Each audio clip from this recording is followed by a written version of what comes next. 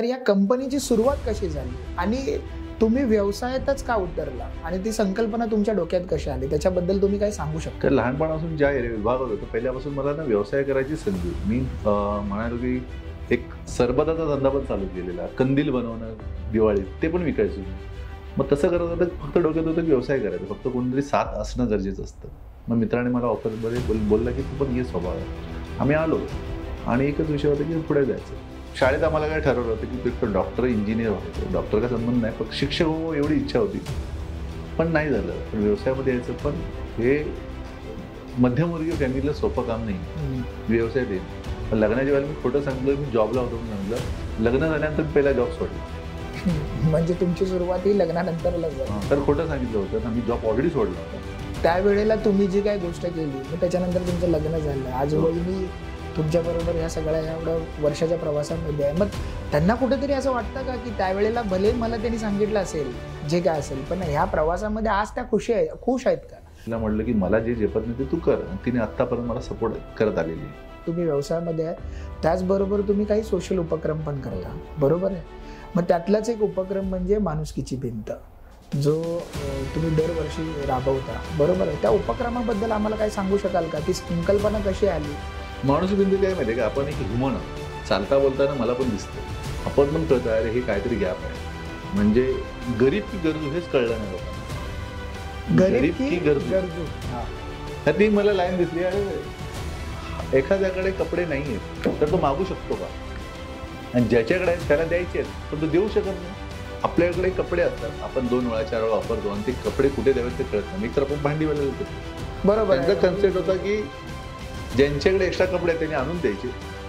त्यांनी हे लावलेलं पूर्ण टेबल लावले, माणुसकीची भिंत म्हणजे भिंत तयार केली. त्या भिंतीला त्यांनी हे केलं आणि त्याच्यामध्ये सगळे कपडे ठेवले, जेंट्स, लेडीज, लहान मुलं, आणि ज्यांना हवेत त्यांनी घेऊन जाईल. कन्सेप्ट असा आहे, आणून ठेवल्यानंतर आणून देणारं देत जाईल, घेणारं घेत जाईल.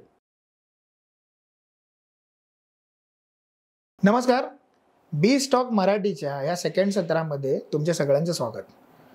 गेल्या वेळेला आपण एका मराठी उद्योजकांबरोबर ज्या पद्धतीने चर्चा केली होती त्याच पद्धतीने आजच्या आपल्या या सत्रामध्ये अजूनही आपल्याला एक गेस्ट लाभलेले आहेत. त्यांच्याबद्दल मी थोडक्यात उदाहरण देतो, माहिती सांगतो. त्यांची सुरुवात अतिशय मध्यमवर्गीय कुटुंबातून झाली होती आणि बघता बघता एक चांगलं नाव त्यांनी मार्केटमध्ये कमावलेलं आहे. असेच म्हणजे लाईफलाईन सर्व्हिसेसचे प्रोप्रायटर पुंडलिक सदाशिव लोकरे. ते बरेचशा ॲक्टिव्हिटीजमध्ये इन्व्हॉल्व आहेत, सोशल असेल, त्याचबरोबर बऱ्याचशा अशा गोष्टी त्यांनी केलेल्या आहेत. आज त्यांचा हा जो सगळा प्रवास आहे तो आपण आज जाणून घेऊया आणि त्यांच्याबद्दल काही आपल्याला इन्साइट्स भेटतील का? माझ्या व्ह्युअर्सला, माझ्या दर्शकांना आजच्या पॉडकास्टमध्ये खूप साऱ्या गोष्टी शिकायला भेटतील, अनुभवायला भेटतील. त्याच्या आपण ह्या सत्रामध्ये उलगडा करूया. चला मग आपण सुरुवात करू. नमस्कार पुंडलिक सर, आज तुम्ही या ठिकाणी तुमचा वेळात वेळ काढून आज आम्हाला वेळ दिलाय, त्याबद्दल सगळ्यात पहिलं म्हणजे माझ्या बी स्टॉक मराठीच्या संपूर्ण टीमतर्फे तुमचं मनपूर्वक आभार आणि धन्यवाद सुद्धा.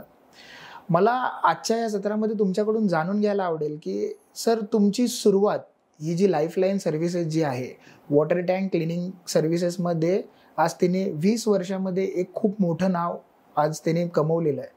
त्याचबरोबर तुमचे आजच्या घडीला 1000-1200 पेक्षा जास्त क्लायंट बेस आहे. तर या कंपनीची सुरुवात कशी झाली आणि तुम्ही व्यवसायातच का उतरला आणि ती संकल्पना तुमच्या डोक्यात कशी आली त्याच्याबद्दल तुम्ही काय सांगू शकाल का? हो, तुम्ही बोललात. पहिला आभार तुमचा बी स्टॉक मराठीला की मला तुम्ही बोलवलं, त्याबद्दल आभार. लहानपण एका छोट्याशा खोलीतून सुरुवात झालेली, म्हणजे आणि त्यानुसार विचार पहिला होता ते काहीतरी उद्योजक बनावं. उद्योजक म्हणजे काय असं ते प्रथमपासूनच लक्षात होतं. पण एका ठिकाणी जॉबला होतो, तिथे एका चांगल्या पोस्टवर मी क्रिएशन झालं, लोकांसोबत संपर्क वाढला. त्यामध्ये एक संकल्पना आली की पाण्याशी रिलेटेड कोण काम करत, कमी लोक काम करत आहेत. म्हणजे पाण्याची टाकी असते पण क्लिनिंग करायला अशी कोणतरी माणसं घेतात आणि ती साफसफाई करतात. पण अशी काहीतरी टेक्नॉलॉजी येते का? तर तेव्हाच नवीन टेक्नॉलॉजी येत होती आणि त्या टेक्नॉलॉजीला म्हटलं की ही कुठली तरी पुढची इंडस्ट्री दिसते. मग त्यावेळेस वेळेला हात घेतला 2002ला. आज 22 वर्ष पूर्ण होत आहेत आणि अभिमान आहे की हां इथपर्यंत आलोय आणि टॉप 1 मध्ये असल्यासारखं वाटतं आम्हाला की आहोत आम्ही आता, कारण आपण सर्व्हिसेस तशा देतो. तर तसा प्रवास सुरू झाला 2002ला. माझ्या मित्राने मी सुरू केली आणि याच्यामध्ये बराचसा सुरुवात झाला प्रवास, पण स्वतः एक इम्पॉर्टंट होतं की याच्यामध्ये स्वतः काम करायचं होतं. मग सगळ्यात पहिल्यांदा तुम्हाला ज्यावेळी 2002ला हा जो तुमचा प्रवास सुरू झाला त्यावेळी तुम्हाला असं काय वाटलं की आपण उद्योजकात म्हणजे उद्योगच चालू केला पाहिजे? कारण बऱ्याच वेळेला असं होतं की मराठी कुटुंबातून उद्योग चालू करायचं म्हटलं तर सगळ्यात पहिले चॅलेंज येतं की मानसिकता नसते, फॅमिलीचा सपोर्ट नसतो, बरेचसे आपल्याला आजूबाजूचे मित्र असतात, ते प्रत्येक टायमाला आपल्याला काही ना काहीतरी सांगत असतात, अरे हे करू नको ते करू नको. मग ह्या सगळ्यांमध्ये तुम्हाला असं काय वाटलं किंवा एक काय गोष्ट होती जे तुम्हाला इन्स्पायर करून ह्या क्षेत्रामध्ये घेऊन आली? कारण लहानपणापासून ज्या विभागात होतं पहिल्यापासून मला ना व्यवसाय करायची संधी होती. मी म्हणालो की एक सरबताचा धंदा पण चालू केलेला, कंदील बनवणं दिवाळीत, ते पण विकायचो मी. व्यवसाय सगळ्यात मोठा होता तो व्यवसाय म्हणजे भाजीचा धंदा होता. मी भायखळ्यावरून भाजी आणायचो आणि आमच्या विभागात विकायचो. एवढ्या लेवलला सुरुवात झाली. त्यामुळे व्यवसायाचं ते बालपण म्हणजे तसं होतंच. मग तसं करत करत फक्त डोक्यात होतं की व्यवसाय करायचा, फक्त कोणतरी साथ असणं गरजेचं असतं. मग मित्राने मला ऑफरमध्ये बोलला की तू पण ये स्वभाव आहे. आम्ही आलो आणि एकच विषय होता की पुढे जायचं. पण त्याच वेळेला लग्नाचा पण वेळ होता आणि त्याच वर्षी माझं लग्न पण झालं. अरे वा. पण घरी सांगताना मी म्हणजे लग्नाच्या अगोदर मी खोटं सांगूनच केलं, कारण 2002च्या वेळेला त्याच्या अगोदर व्यवसायामध्ये मराठी येऊच शकत नव्हता असं तयार होती. तर तेव्हा मी मोठी उडी घेण्याचा विचार केलेला. हो, आज बघायला गेलं तर खूप सारे यंग उद्योजक मराठी आहेत, ते येतात त्या उद्योगामध्ये, पण त्या 20 वर्षा अगोदर किती चॅलेंजेस असतील ते विचार करू शकतो. कारण शाळेत आम्हाला काय ठरवलं होतं की तू एक तर डॉक्टर इंजिनियर व्हायचं, डॉक्टर का संबंध नाही, पण शिक्षक हो एवढी इच्छा होती, पण नाही झालं. पण व्यवसायामध्ये यायचं, पण हे मध्यमवर्गीय फॅमिलीला सोपं काम नाही आहे व्यवसायात येणे. त्यावेळेला मी माझ्या आईकडून सांगायचं म्हणजे मला फक्त मी तिकडे म्हटलं मला मदत कर आईकडून. तिने मदत केली. पण लग्नाच्या वेळेला मी खोटं सांगितलं, मी जॉबला होतो म्हणून सांगितलं. लग्न झाल्यानंतर पहिला जॉब सोडला. म्हणजे तुमची सुरुवात ही लग्नानंतरच झाली. तर खोटं सांगितलं होतं ना, मी जॉब ऑलरेडी सोडला होता, पण सांगितलं होतं मी जॉबला आहे. असं पण आहे, म्हणजे अरेंज मॅरेज आहे आणि अरेंज मॅरेजमध्ये पहिला विचारला जाता प्रश्न की कुठे कामाला आहे. तो आपल्या मराठी कुटुंबामध्ये सर्वसामान्यांना पहिला तो प्रश्न असतो की बाबा तुझं काय चालू आहे आणि कुठे कामाला आहे. बरोबर, कामाला आणि पगार किती आहे हेच विचारायची. तर 2002च्या अगोदर तुम्ही कुणाला विचारा, तो कुठेतरी कामाला असावा, त्याचं घर असावं, एवढंच बघायचे, एवढंच असायचं, आणि कुठे गव्हर्नमेंट जॉब मध्ये असावा. मग आता एक प्रश्न असा येतो की त्यावेळेला तुम्ही जी काही गोष्ट केली, मग त्याच्यानंतर तुमचं लग्न झालं, आज वहिनी तुमच्या बरोबर ह्या सगळ्या एवढ्या वर्षाच्या प्रवासामध्ये आहे. मग त्यांना कुठेतरी असं वाटतं का की त्यावेळेला भले मला त्यांनी सांगितलं असेल जे काय असेल, पण ह्या प्रवासामध्ये आज त्या खुश आहेत का, किंवा आजचा तो तुमचा प्रवास बघितल्यानंतर त्यांना आनंद होतो का? हो, आईला सगळ्यात महत्वाचं म्हणजे तुमच्या आई वडिलांना आनंद मिळाला ना तर तुमचा आनंद कुठेच कमी नाही होत. तिने मला जो सपोर्ट दिला की तू कर, कारण तिला कुठून सुचलं काय माहिती, तिने मला होकार दिला, तो केला, चालू केलं आणि ह्या इंडस्ट्रीमध्ये आता आता स्वतः त्यामध्ये राबलो गेलो. नंतर बायकोला सांगितलं की मी जॉब सोडलाय. ती बोलली की ठीक आहे. मग ठीक आहे बोलल्यानंतर त्या प्रवासात गेलो, 2 मुलं झाली. त्यानंतर बायकोला आतमध्ये आणलं आणि तिला म्हटलं की मला जे झेपत नाही ते तू कर, आणि तिने आतापर्यंत मला सपोर्ट करत आलेली आहे. म्हणजे बऱ्याचशा उद्योजकांना त्यांच्या फॅमिलीचा, त्यांच्या लाईफलाईनमध्ये, म्हणजे आता जसं तुमच्या कंपनीचंच नाव लाईफलाईन सर्व्हिसेस आहे, त्याचबरोबर तुमच्या बेटर हाफ म्हणजे तुमच्या वहिनी आहेत, आमच्या वहिनी आहेत, त्यांचा ह्या सगळ्या धंद्याकडे, या बिझनेसकडे बघण्याचा दृष्टिकोन कसा आहे? म्हणजे बऱ्याच वेळेला असं असतं की बाबा मला माझं घर ओके आहे, मी माझ्या मुलांकडे लक्ष देईल. आज तुमच्या बरोबर त्या कुठे ना कुठेतरी या उद्योगामध्ये उतरल्यात आणि तुम्हाला सपोर्ट करतात, तर त्यांच्या ह्या सगळ्याकडे बघायचा दृष्टिकोन कसा आहे? कसं आहे, ती शिस्तप्रिय आहे आणि मी पण थोडा शिस्तप्रिय आहे, थोडं सोडतो कधी कधी, पण स्त्री असते ना ती प्रत्येक गोष्टीकडे लक्ष देते. तर तिचं त्याकडे जास्त लक्ष असतं की किती आले किती गेले याकडे पण तिचंच लक्ष असतं. तिला मी व्यावसायिक म्हणाले की त्यावेळेला पण परिस्थिती नव्हती, 2005ची गोष्ट, तेव्हा तिला आणलं तेव्हा तिचा पण स्वभाव नव्हता. तिला म्हटलं एक काम कर, तू जाताना ना चेक जाऊन भर बँकेत. ती पण तिची मानसिकता नव्हती. मी पहिले नेलं तिला बँकेत बसवलं आणि म्हटलं हे चेक असे भरायचे असतात 2005ला, आणि त्या जाऊन तिने भरत गेली. स्वतः जायची बँकेमध्ये. आज परिस्थिती ती नाही राहिली, आज आपला स्टाफ आहे ते करतं, पण त्यावेळेपासून शिकण्याची तिची वृत्ती होती आणि ती म्हणून इथपर्यंत आली. आणि ती सगळं अकाउंट माझंच बघते, मला जे जमणार नाही ते ती काम करते. म्हणजे माझं अकाउंट, माझं घरचं सगळं तीच जबाबदारी आहे. मग आता बरेचसे ज्या आज आपला पॉडकास्ट बघतात आहे, बरेचसे मुलं आज या उद्योगात उतरतात आहे, तर त्यांच्या मिसेसला किंवा त्यांच्या वाईफला तुम्ही आज ह्या माध्यमातून काय संदेश द्याल की ज्यावेळी ते लोक कुठे ना कुठेतरी बिझनेसमध्ये येतात त्यावेळी त्या खरंच त्या बिझनेसला तशी प्रगती मिळते का, आणि जर मिळत असेल तर त्यांनी कसा सपोर्ट केला पाहिजे?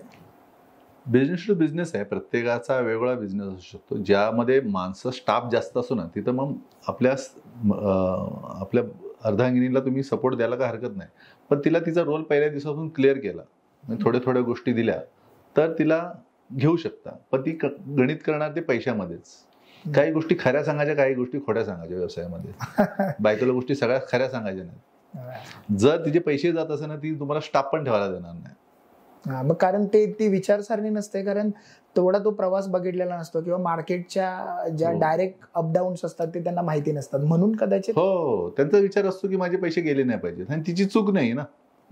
स्त्री बघणार की माझे पैसे किती वाचतील, पण मी ॲज अ व्यावसायिक म्हणून पैसे वाचवण्यापेक्षा माझा लॉंग रन बघायला लागेल, लॉंग व्ह्यू एक्सपान्शन कसं असेल. येतील माणसं, जातील, पण त्यासाठी येण्यासाठी तरी आपली एक तयारी पाहिजे की येत आहेत माणसं, ती टिकवण्याचं एक तयारी असली. समजा मी 5 माणसं आणली तर त्यातले 3 माणसं सोडू शकतात, पण 2 माणसं टिकली तरी आपल्याला लॉंग टर्म जातील का?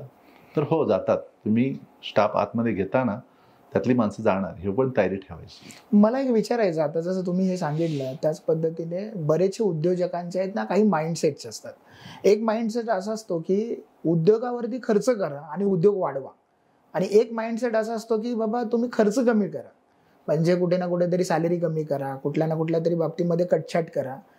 एक त्या पद्धतीची एक माइंडसेट असतो, आणि एक माइंडसेट असतो की चला आपण ह्यांना चांगलं देऊया, पण आपण सेल्स वाढूया, सेल्सवरती खर्च करू, आपण सेल्स वाढूया. तर या 2 माइंडसेटमध्ये तुम्ही काय सांगू शकाल की आयडियल उद्योजकाने तुमच्या दृष्टिकोनातून बघताना कसा माइंडसेट असला पाहिजे? एक मार्केटिंग वेगळा आहे, सेल्स वेगळा आहे. त्याचा आपण थोडी गफलत आहे. म्हणजे मार्केटिंगमध्ये केल्यानंतर तो सेल्स करताना तुम्हाला चांगलं बोलणारी माणसं लागणार, तुम्ही एकटेच बोलून चालणार नाही. मार्केटमध्ये तुमचे 10 इन्क्वायरी आल्या तर ते व्यक्त होण्यासाठी सेल्सवाल्यांना ते बोलावं लागतं. तुमची काही स्क्रिप्ट पण पाहिजे, तुम्ही किती योग्य आहात, आणि योग्य असलेले हे सांगितलं तर एक तर क्लायंट हो म्हणेल किंवा नाही म्हणेल, पण ह्या गोष्टी तुम्ही करणं गरजेचं आहे. तुम्ही तुमच्या क्लायंटला ना तुम्ही योग्य आहात आणि त्याच्यासाठी तो किती फायदा हे सांगणं खूप गरजेचं आहे. त्याचा फायदा सांगायचा. आपण योग्य असतं हे सगळेजण सांगतात, पण त्याचा फायदा कुठे आहे तो पण सांगण्याची गरज असते. त्यामुळे सेल्सवाल्यांना तुम्हाला ती गोष्ट ना त्यांच्या मनामध्ये रुजली पाहिजे की आपली कंपनी मुळात काय करते. तर माझी जी कंपनी काम करते पाण्याशी रिलेटेड काम करते. तर पाणी हे आयुष्यातलं सगळ्यात मोठं जीवन आहे. म्हणजे आपण बाहेर जातो 20 रुपयाची बाटली घेतो, पण मी महानगरपालिकेचं पाणी चांगलं आहे, अजूनही आपण ते 20 रुपये 40 रुपये खर्च करतो. तर ते करू नये माझं मत आहे, कारण BMCने चांगलं पाणी देते. बृहन्मुंबई महानगरपालिका आपल्याला सपोर्ट खरोखर करते, त्याचं पाणी शुद्ध आहे असं म्हणू शकतो. तर मी बाहेर जेव्हा जातो हॉटेलला, तर मी पाणी दुसरं घेत नाही, कारण मी टॅकीमध्ये आहे ना, टँक जर क्लीन करत असेल तर मी पाणी बाहेरचं का पिऊ? म्हणजे पाणी मी त्याचा म्हणतो तुझं नॉर्मल पाणी आहे ना फिल्टर, तेच दे. बरं, मला या ठिकाणी विचारायचं की आज तुमच्या या कंपनीला 20-22 वर्षाचा प्रवास झालेला आहे. जवळजवळ 2002 पासून आज जर बघायला गेलं तर 22-23 वर्ष झाली. ह्या 23 वर्षामध्ये वेगवेगळे अनुभव तुम्हाला आले, बऱ्याचशा फायनान्शियल गोष्टीमध्ये तुम्हाला सामोरं जावं लागेल. तर तुम्ही याच्यामध्ये एखादा अनुभव शेअर करू शकता की एखादी फायनान्शियल अडचण एखाद्या वेळेला आली आणि त्यावेळी तुम्ही कसा मात केलाय, किंवा त्यावेळेला तुम्हाला कसा सपोर्ट मिळाला आहे? मग मित्रांचा असेल, फॅमिलीचा असेल, एखाद्या वेंडरचा असेल, एखाद्या सप्लायरचा असेल, किंवा एखाद्या कुठल्या तरी कस्टमरचा असेल, त्याच्यातला एखादा अनुभव तुम्ही शेअर करू शकता का? हो, आयुष्यामधले ना बघा, तुम्ही व्यवसाय 22 वर्षाच्या प्रवासामध्ये तुमच्या जडणघडणीमध्ये बरेचसे चढ उतार येणारच. आणि हा असा एक पण मला असं वाटत नाही की जो व्यवसाय त्याच्या आयुष्यामध्ये जडणघडण झालेली नाही आहे. त्यातला मी एक पार्ट आहे, आणि मी त्याचा वाईट मानण्याची गरज नाही. त्यांच्या पण आयुष्यात काही ना काही घटना घडलेली असेलच. तसं माझ्या आयुष्यामध्ये 2022ला माझा मोठा ॲक्सिडेंट झाला. 2021ला. ओके. त्याच वेळी मी 21 दिवस तर कोमामध्येच होतो. आणि खरीच परिस्थिती आहे. त्याच वेळेला माझ्या मित्राने हेल्प केली. पैसे नसतील तरी पण मी एवढं गुडविल मार्केटमध्ये उभं केलं किंवा लोकांमध्ये उभं केलेलं की हा माझा पण स्वभाव आहे की देण्याचे आहे. मी ज्या इंडस्ट्रीमध्ये काम करतो माझं मत आहे की मी देण्यासाठी काय आलोय, मी घेण्यासाठी विचारच नाही करत, कारण हा माझा इतक्या दिवसाचा प्रवासच आहे. त्या परिस्थितीला माझ्या काही मित्रांनी हेल्प केली आणि मी त्या परिस्थितीला खूप पुढाकार घेतला आणि त्यांनी आले या विषयात. तुम्ही असं सांगू शकाल का की जे आज आपला पॉडकास्ट बघतात जे उद्योजक आहेत त्यांना सांगू शकाल की एकदा तुम्ही बिझनेस चालू करा, फायनान्शियल अडचणी ह्या येतच राहतात, पण त्या फायनान्शियल अडचण आल्यानंतरला त्याच्यातून उत्तरं पण तशी भेटत जातील तुम्हाला, पण तो प्रवास सुरू करायची गरज आहे.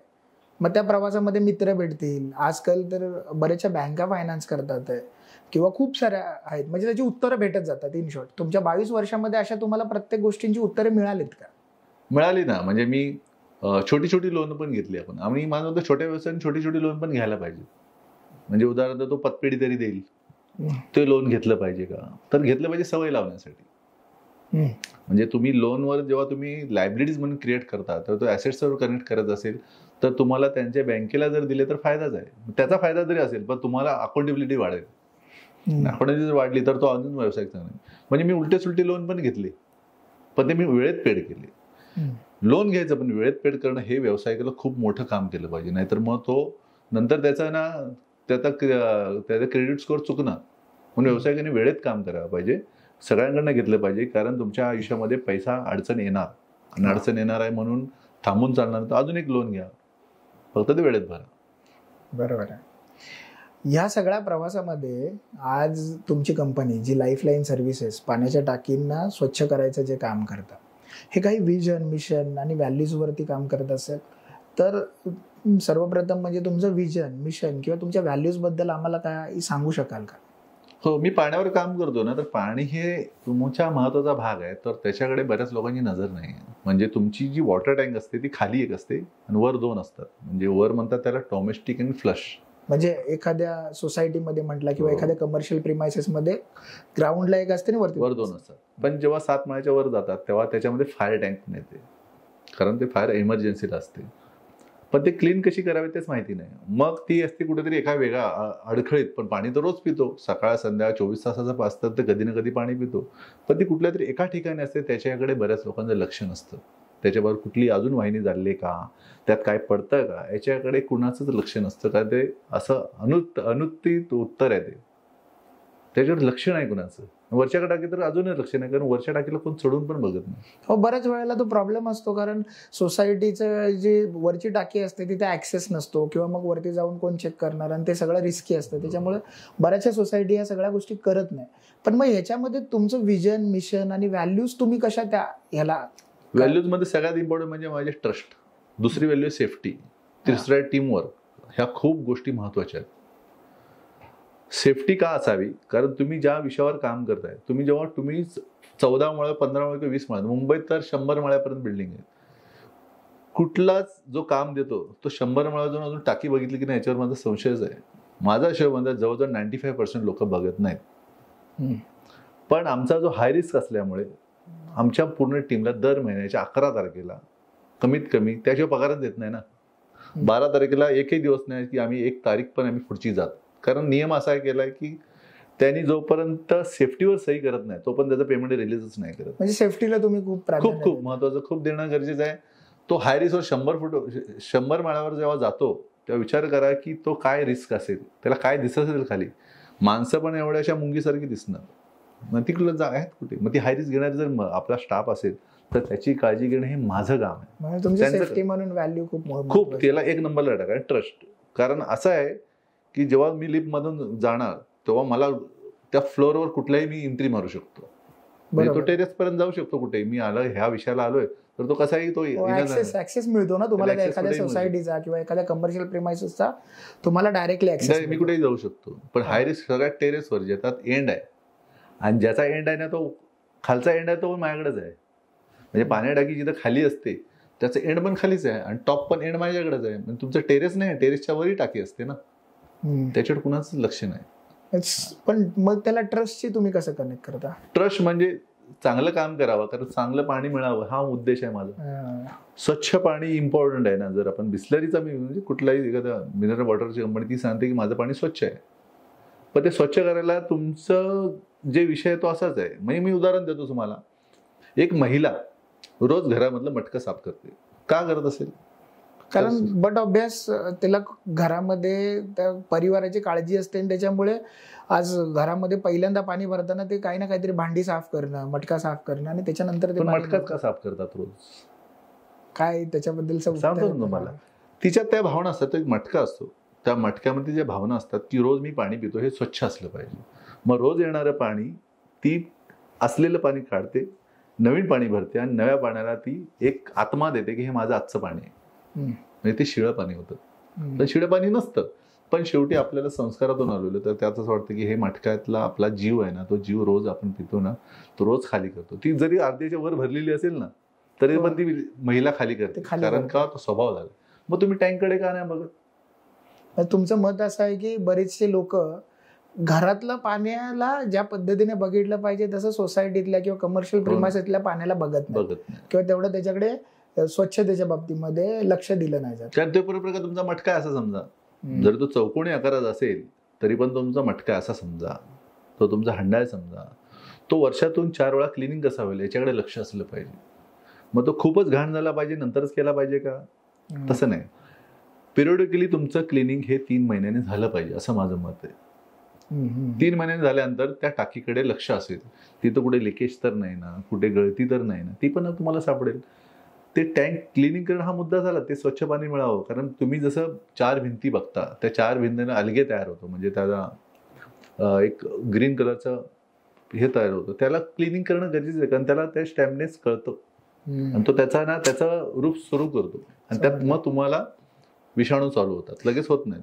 बरोबर. म्हणजे जनरली बघायला गेलं तर एखादी रोगाची जी सुरुवात होते ते पाण्यापासूनच होते. बरोबर आहे. कारण एखाद्या कुठलाही साथीचे आजार आले किंवा काही आले तर सगळ्यात पहिलं लागतं ते पाणी लागतं. आणि आजकाल ज्या प्रायव्हेट मिनरल वॉटर आलेत आणि सर्रास लोक ते त्याच्याकडे लक्ष देतात. कुठेही बाहेर गेलं पाण्याची बाटली घेतात, 20 रुपये वगैरे पे करतात. बरोबर आहे. आणि मोठ्या 5 स्टार मध्ये याचीच 50 रुपये.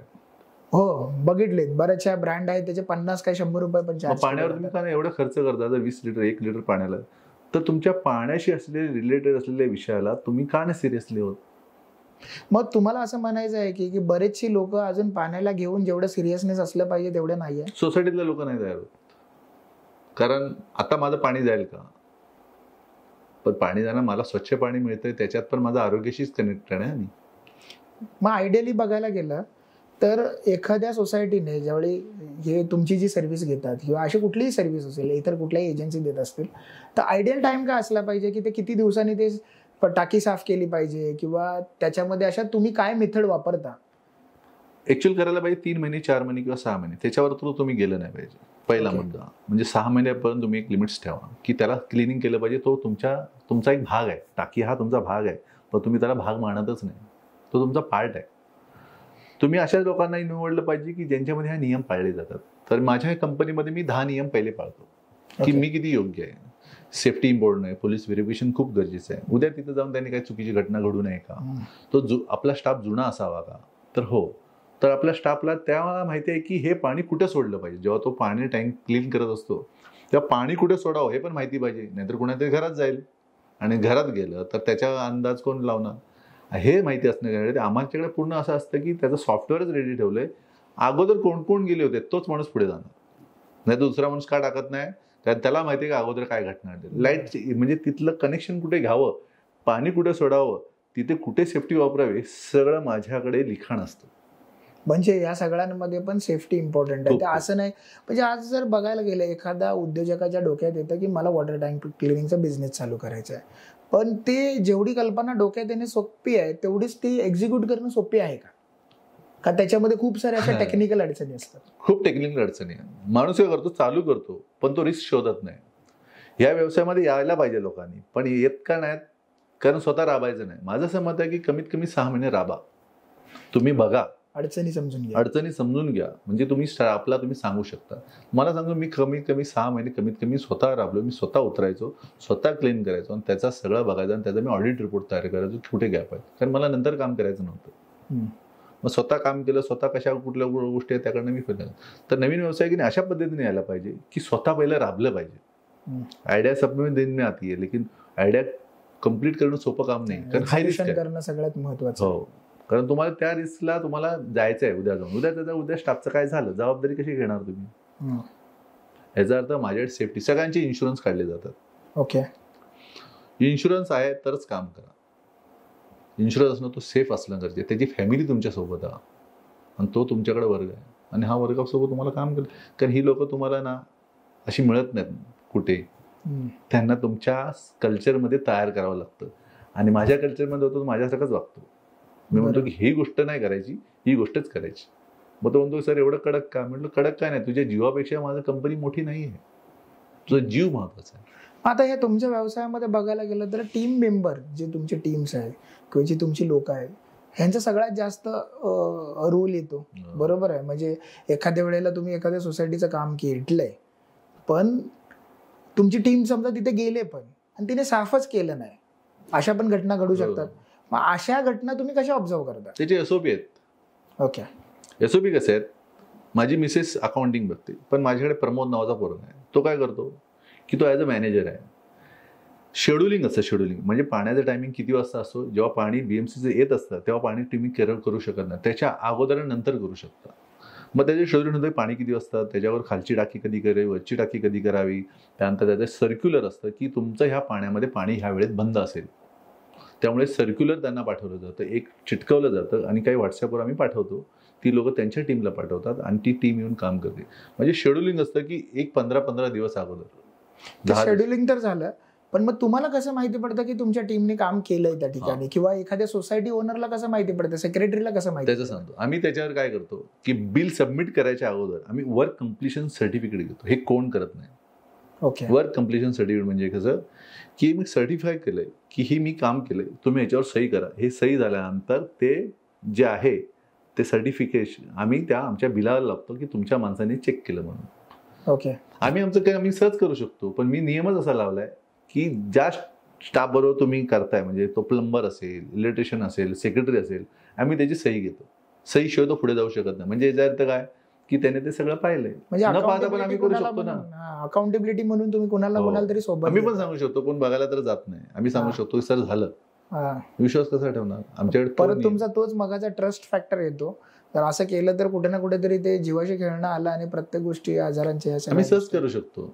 कोण बघायला जात नाही म्हणून आम्ही करू शकतो, पण आम्हाला करायचंच नाही. कारण जर मी हे बदललं तर उद्या पण माझी पण टीम सेम काम करणार जे मला नाही करायचं. बरोबर. मी नाही करायचं त्या गोष्टी नाही करायच्या.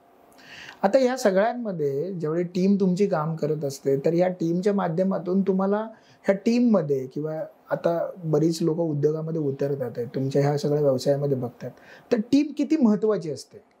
म्हणजे बऱ्याच वेळेला तुम्ही एखादी टीम साईटवरती जाते, एखाद्या क्लायंटशी बोलते, मग बऱ्याच वेळेला कस्टमर तोडणं आलं किंवा काय आलं, तर ह्या सगळ्यांमध्ये टीमचा रोल काय असतो आणि अशी खरंच माणसं तयार करता येतात का?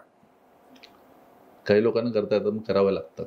कारण काय माहितीये काय, टीमला ना तुम्ही ना विजन दाखवणं गरजेचं आहे आणि टीमला ना भावना टाकणं गरजेचं आहे. हे आपलं आहे, हे मी कधीच आहे ना माझ्या कंपनी माझं म्हणत नाही. मी ते आपलं आहे ना, तर आपलं आहे तर आपल्यासारखं काम केलं पाहिजे. ते माझं आहे म्हणून काम करा. जर त्याला आपण हे करू शकतो, कारण त्याशिवाय तुम्ही पुढे जाऊ शकत नाही. माझ्या टीममध्ये मी मंथली तर मीटिंग घेतोच, वीकली पण मीटिंग घेतो. कुठले जर रिव्ह्यू आले तर रिव्ह्यूला पण मी सोडत नाही. म्हणजे एवढा मी लक्ष असतं माझं. आणि वीकली मंथली मीटिंग असते. आणि ती का घेतो, कारण उद्या ती लोक चुकीच्या रोडवर जाऊ नये. म्हणजे माझा रोडमॅप क्लिअर आहे की मी सेफ्टीला फोकस करूनच मी क्लायंटशी बोलतो, नाहीतर नाही बोलत. बरं. मग आता तुम्ही हा जो व्यवसाय करताय 20-22 वर्ष झालं करताय, तर ह्याच्यामध्ये स्कोप किती आहे? आणि नवीन उद्योजकांनी जर ह्या व्यवसायाकडे वळायचं असेल तर तुम्ही त्याला काय असे पॉइंटर्स देऊ शकता का? आता पहिल्यांदा तर तुम्ही स्कोप बद्दल सांगा की मार्केट किती मोठं आहे आणि मराठी उद्योजकांनी ह्या व्यवसायाकडे वळलं पाहिजे का? या इंडस्ट्रीमध्ये यायला चांगलं आहे. आता नवीन इमारती उभ्या राहतात. कॉर्पोरेट पासून सगळ्यात मोठे टोलेजंग उभे राहतात. 22 माळे, 40 माळे, 50 माळे, 100 अशा भरपूर उभे राहतात. पण तिथं सेफ्टी कशी असेल त्यासाठी स्वतः राबा. या इंडस्ट्रीमध्ये या, चांगल्या केमिकल्स कुठले आहेत, चांगल्या मशिनरीज कुठल्या आहेत, कुठल्या सेफ्टी रूल्स आपण पाळू शकतो, आपण त्यांना हेल्प करू शकतो की तुम्ही पण या. समजा पुण्यामध्ये एखाद्याला काम करायचं, पुण्यामधलं माझे सपोर्ट घेऊन चालू तरी करा. आपला मराठी व्यावसायिक पुढे जाईल. तर आपण मध्ये एक पार्ट जर झालं तर मला काय आवडणार नाही असं थोडी. ते माझं एकट्याचं काम नाही ना. मी मुंबईच्या बाहेर पडणार नसेल तर इथं जर एखादा पुण्यात असेल, कोल्हापूरमध्ये, साताऱ्यात, या आपण पट्ट्यामध्ये बऱ्याचशा बिल्डिंग उभे राहतात. हे उद्या जाऊनचं विजन पाहिजे.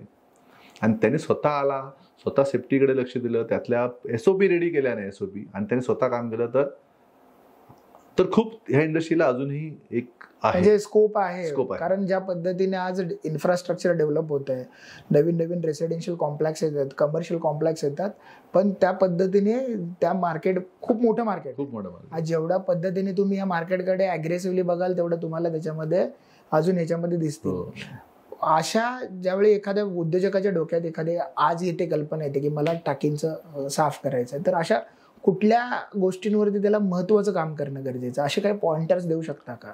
जर तो ऑलरेडी नोकरीला असेल तर कुठेतरी एका ठिकाणी कामाला राहायला पाहिजे. म्हणजे साईड म्हणजे पार्ट टाइम मध्ये काम पार्ट टाइम पहिले समजून घे, इंडस्ट्री समजून घे. डायरेक्ट उतरून काय करतो, सगळं सामान घेतो आणि मार्केटिंग झिरो होतो. माझं मते की पहिलं काय कर की पहिलं कामात राहा, त्यातले बारकावे समजून घे, जेणेकरून तुला पिच मिळेल की मला आपल्या क्लायंटला काय समजवायचं. म्हणजे बरेचसे तुम्हाला असं सांगायचं आहे की बरेचसे उद्योजक एखादी कल्पना डोक्यात आल्यावरती एक मोठी इन्व्हेस्टमेंट करतात, सगळ्या मशिनरीज प्लांट्स वगैरे तयार करतात, पण ज्यावेळी ऍक्च्युअल सेल करताना त्यांना तो पिचच करता येत नाही किंवा मग कनेक्ट करता येत नाही किंवा त्यांची सर्व्हिस सांगता येत नाही.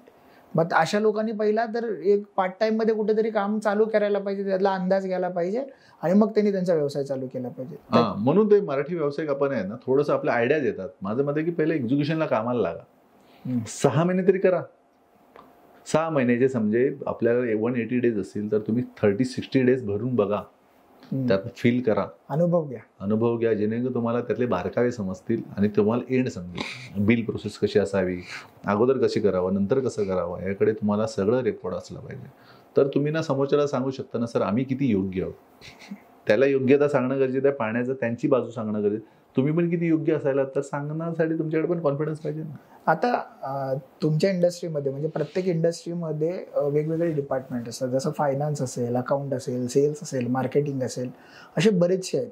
तर तुमच्या इंडस्ट्रीमध्ये असं कुठल्या डिपार्टमेंटवरती मेन लक्ष दिलं पाहिजे किंवा अशा काय गोष्टी मेन एखाद्या नवीन उद्योजकाने केल्या पाहिजे जेणेकरून ह्या व्यवसायामध्ये आल्यावरती त्याला लवकर पिकअप भेटेल? ऑपरेशन, त्याला टेक्निकल मुद्दा पहिला कळला पाहिजे. सेल्स होईल नंतर, पण टेक्निकल मुद्दा, मशीन कुठली आहे, काम कुठलं आहे, हायरिस्क किती आहे, तो सगळं समजून घेणं गरजेचं. कारण एक घटना घडली ना तर तो थांबणार. थांबू नये पहिलं काय करा, तुम्ही पहिलं स्वतः राहा. म्हणून पहिल्यापासून सांगतोय की आम्ही स्वतः राबलोय ना, तर माझ्यामध्ये ह्या इंडस्ट्रीमध्ये राबावं का, कारण मी तो प्रवास पाहिलाय. ज्याने प्रवास पाहिला तो सांगू शकतो. आयडियाज म्हणून बोललो ना, सगळेजण सांगणार असं करा, असा व्यवसाय आहे, तसा व्यवसाय. मशिनरी घेणार तुम्ही 5 लाखाच्या आणि धंदा येणार नाही. त्याच्याबरोबर पहिला प्रवास समजून घ्या की SOP, त्या टाकीमध्ये जाण्या अगोदर आणि एंड करताना कसं यावं, बिल कशी प्रोसेस करावी, पेमेंट कसं येईल, याच्यावर पण त्यांनी समजून घेणं गरजेचं आहे. नाहीतर समजलं नाही तर ह्या इंडस्ट्रीला अजून आहेत बरेच लोक येतात की इकडचा एक माणूस घे, तिकडचा एक माणूस घे. तसं मी नाही करू शकत. मी माझ्या पेरोलवर, चांगल्या पेरोलवर ठेवलं. काम असो किंवा नसो त्याला पेमेंट का देणं गरजेचं आहे, कारण मी त्याला सेफ्टी शिकवतो, त्याला काळजी कशी असावी शिकवतो, त्याशिवाय त्याला पुढे जाता येत नाही. बरं, आता ह्याच्यामध्ये बघायला गेलं तर ही जी कामं करणारी आहेत हा एक वेगळा वर्ग आहे किंवा एक अनस्किल लेबर एक म्हणता येते. आणि ह्या वर्गाला त्याची एक फॅमिली आणि त्या फॅमिलीसाठी तो हे सगळं रिस्क घेत असतो, वेगवेगळ्या इमारतीवर चढत असतो. तर या लेबर वर्गाला किंवा ह्या वर्गाला, ह्या व्यक्तींना मेंटेन करायचं झालं तर तुम्ही अशा कुठल्या गोष्टींवरती काम करता? जसं बरीच लोक त्यांच्या फॅमिलीवरती, पगारावरती, अजून त्यांच्या मानसिकतेवरती, ट्रेनिंगवरती, तर अशा तुम्ही काय गोष्टी करता? आपण काय करतो, अनस्किल लेबर असेल ना त्यांना ना स्वतःचं ना मेन असतं, तो काय पोटाचा चिमटा काढूनच काम करतो, तो राबतो, त्याला नाही जीवाची पण फिकर नसते. पण मी स्ट्रिक्ट असतो, तू किती पण चा, तुला हेच करायचं आहे. त्याला पैसे कमवायचे आहेत, पण मला फक्त पैसे नाही कमवायचे, मला माणसं पण जपायचे. तो येतो, तो काम करतो, पण त्याला ना मी प्रत्येक वेळेला एकच शिकवतो, सेफ्टी. आता त्याला मी काय देतो, येताना त्याला काय काय एक्स्ट्रा मनी हवे असतात, तर मी त्याला ना इन्सेंटिव्ह पण देतो. मग तो इन्सेंटिव्हसाठी पण काम करतो. मग कधी कधी त्याला ना अजून चांगलं काम हवं असतं तर मी त्याला शाबासकी पण देतो. सगळ्यांसमोर मी सगळ्यांचे बर्थडे सेलिब्रेट करतो. का, कारण ही अनस्किल लेबरचा पगार असून 15,000, त्या घरी जेवढा केक कापला जात नाही तेवढा मी ऑफिसमध्ये केक कापतो. जर तो ऑफिसमध्ये नाही तर मी साईडवर जाऊन केक कापायला सांगतो, की त्याशिवाय ते खर्च मी वेगळा ठेवलाय. त्यांच्या आयुष्यातला एक दिवस असतो ना, तो एक दिवस मी त्यांना देतो की ह्या दिवसात खर्च माझ्याकडून पण सेलिब्रेट करायचं. कारण अल्टिमेटली त्यांच्यावरतीच आपली एवढी मोठी कंपनी चालत असते. कारण ह्या इंडस्ट्री मधले कसं आहे, घरी म्हणजे एवढा मोठा केक आणतच नाहीत ना. आनंद एवढाच आणणार, बोलले की छोटासा आणूया, तर ते पैसे वाचवण्याच्या प्रक्रियेमध्ये असतात. मी पैसे वाचवायचे, मला ना त्यावर खर्च मी रिझर्वेशनच करून ठेवले की त्या स्टाफचा बर्थडे झालाच पाहिजे. आणि जर माझ्याकडे ऑफिसमध्ये आले तर मी एक विषय की त्याच्याबद्दल 4 लोकांनी सांगायचंच की तो किती योग्य आहे, तर तो आपल्यासोबत टिकेल, नाही तर कसा टिकणार. या सगळ्यांमध्ये सगळ्यात मोठा मुद्दा येतो की जसं प्रत्येकाचं आयुष्य एका कचाट्यामध्ये अडकलेलं आहे, प्रत्येकाचे EMI असतात, बरीचशी कामं असतात, पैसे प्रत्येक टायमाला लागतात. मग तुमच्या इंडस्ट्रीमध्ये पगाराच्या बाबतीमध्ये कसं असतं? म्हणजे जर आज त्यांना बरेच वेळेला असं येतं की लोकांचा वेंडर लोक पेमेंट लवकर करत नाही किंवा आपल्याला बरेचसे कामं असतात त्यांच्याकडून पगार येत नाही 60 दिवस 90 दिवस. मग तुमच्या बाबतीत असं कधी होतं का की या स्टाफचा पगार थांबवणं आलं किंवा एखादा टायमिंग दिलाय त्याच्यापेक्षा 10 दिवस 15 दिवस 20 दिवस पुढे जातं, असं कधी होतं का? 22 वर्षामध्ये हे करायला मी देतच नाही. जो मी असो की माझी मिसेस असो, त्याने एक सांगितलं, जर मला एक फोन जर आला कुणाचा पण की त्याचा पगार वेळेत झाला नाही, असं झालेलं नाही, आणि झालं तर म्हणजे झालंच नाही, आणि तेवढं वेळ द्यायला देत नाही. मी पहिलेच रिझर्वेशन करतो. माझा क्लायंट मला पेमेंट देईल की नाही मी, पण माझा माणूस जो आहे त्याला कुणाला तरी देणं आहे. तो कुणाचे वाण्याचे पैसे द्यायचे असतात, कुणाला तरी द्यायचे असतात. मग तो कधी देणार? तो पण सांगतो की ह्या तारखेला पगार मी ह्या तारखेला देणार. मग त्याला कशासाठी थांबायचं? मग त्या गोष्टीच करायच्या नाहीत ज्या, कारण त्याला त्याची गणितं माहिती आहेत. जशी आपली गणितं माहिती आहेत तशी त्याची पण, तो पण कुणाला उधार घेत असतो. तर त्याच्यावर माझं मत आहे की ह्या इंडस्ट्रीमध्ये वेळेत पगार खूप महत्त्वाचा आहे.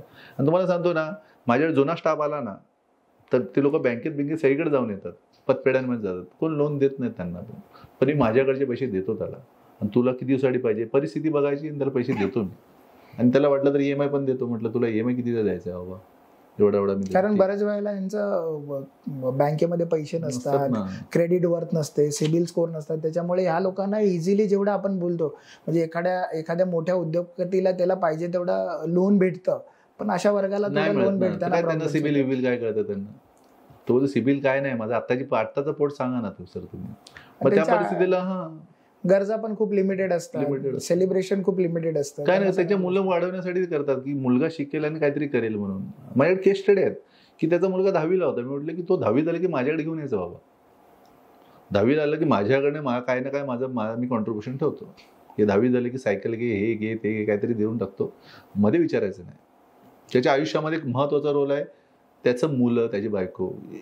मग त्याच्यासाठी एखादी तुम्ही कॉन्ट्रीब्युशन केलं काय फरक नाही पडत. आता आजचा हा जो पॉडकास्ट बघतात, हा पॉडकास्ट बघितल्यानंतर बरीचसे यंग क्राऊड असेल ते ह्या उद्योजकाकडे म्हणजे ह्या व्यवसायाकडे वळू शकतात किंवा त्यांच्याकडे बघायचा दृष्टिकोन पॉझिटिव्ह असू शकतो. तर तुम्ही त्या लोकांसाठी काय हेल्प करू शकता का? हो, करू शकतो. ही इंडस्ट्री तर आहेच. स्वच्छता इंडस्ट्री खूप चांगली आहे, अजूनही त्याला ग्रोथ आहे. हाऊसकीपिंग आहे, हाऊसकीपिंग इंडस्ट्री चांगली आहे. फक्त कसं काही लोक रेट्स देत नाहीत त्या रेट्सची, कारण ह्याकडे बघण्याचा दृष्टिकोन अजून बदललेला नाही. हाऊसकीपिंग इंडस्ट्रीमध्ये काय झालंय की तो येतो आणि तो टॉयलेटमध्ये जातोय, पण त्याला टॉयलेटमध्ये गेल्यानंतर त्याच्याकडे बघण्याचा दृष्टिकोन नाहीये. माझं मत आहे की त्याकडे प्रत्येकाने लक्ष द्यावं की ही इंडस्ट्रीमधली जी मुलं काम करत आहेत त्यांच्याकडे जर काळजीपूर्वक जर लक्ष दिलं तर ही तुमची स्वच्छताकडे लक्ष देईल.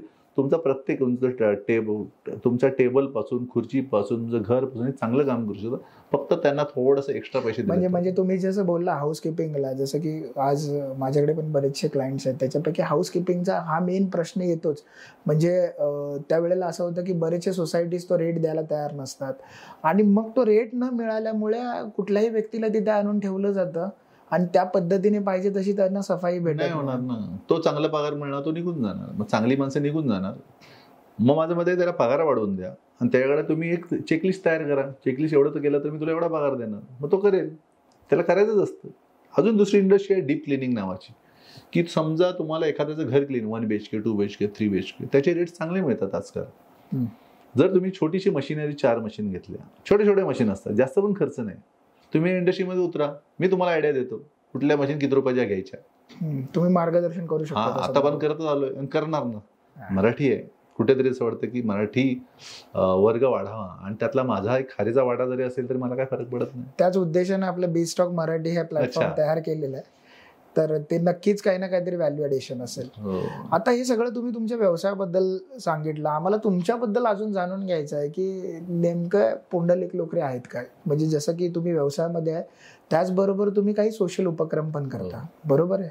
मग त्यातलाच एक उपक्रम म्हणजे माणुसकीची भिंत, जो तुम्ही दरवर्षी राबवता, बरोबर आहे. त्या उपक्रमाबद्दल आम्हाला काय सांगू शकाल का? ती संकल्पना कशी आली, त्याच्यातून काही फायदे कसे होतात आणि लोकांना त्याच्यातून बेनिफिट्स कशा पद्धतीने झाले? माणुसकी भिंत काय माहितीये का, आपण एक ह्युमन आहोत. चालता बोलताना मला पण दिसतं, आपण पण कळतं अरे हे काहीतरी गॅप आहे. म्हणजे गरीब की गरजू हेच कळलं नाही लोकांना.